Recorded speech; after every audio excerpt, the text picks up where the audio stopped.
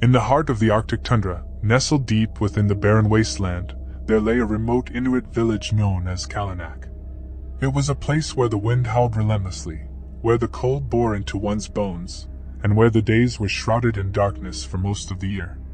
Qalunaq's isolation and bitter climate kept it hidden from the rest of the world, but it was not the cold or loneliness that terrorized its inhabitants. It was the malevolent spirit of the Ijiraq, a creature born of ice and darkness, that brought death and despair to the village.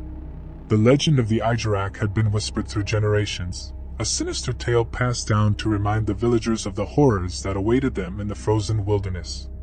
The Ijiraq was said to be a shape-shifting demon, a master of deception, and a predator of the night. Its icy blue eyes glowed with an eerie light, and its form could change to mimic any human, animal, or inanimate object. It used this power to lure its victims, ensnaring them in a web of deceit.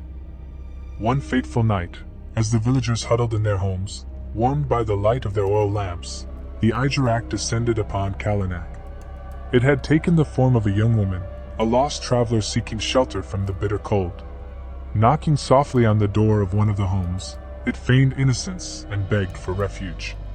The kind-hearted villager, a man named Oksana, opened his door and welcomed the stranger inside. Little did he know that the lovely young woman was, in fact, the Ijiraq.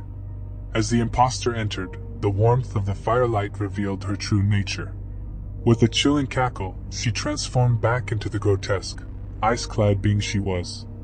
Oksana tried to flee, but the Ijiraq was swift.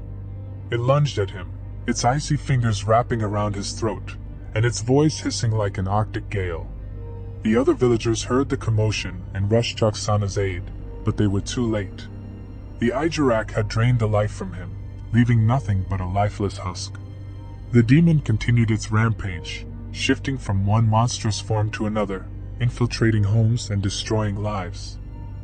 It deceived the villagers with heartbreaking illusions, sowing discord and chaos among them.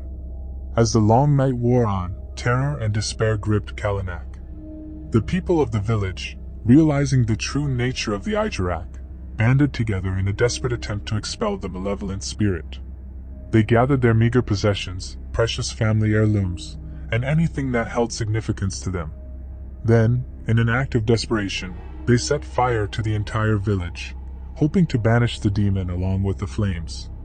The fire raged, consuming their homes, their memories, and their history. The Ijiraq, in the form of a raging inferno, howled and screeched, a chorus of suffering and hatred.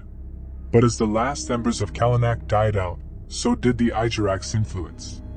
The villagers watched, trembling and mourning their losses, as the wretched spirit faded into the frigid night. Qalunaq was reduced to ashes, a ghost town in the barren tundra, a grim testament to the horrors of the Ijiraq. The village had paid a terrible price to rid itself of the shape-shifting demon, but the memory of that dark night would haunt their descendants for generations to come.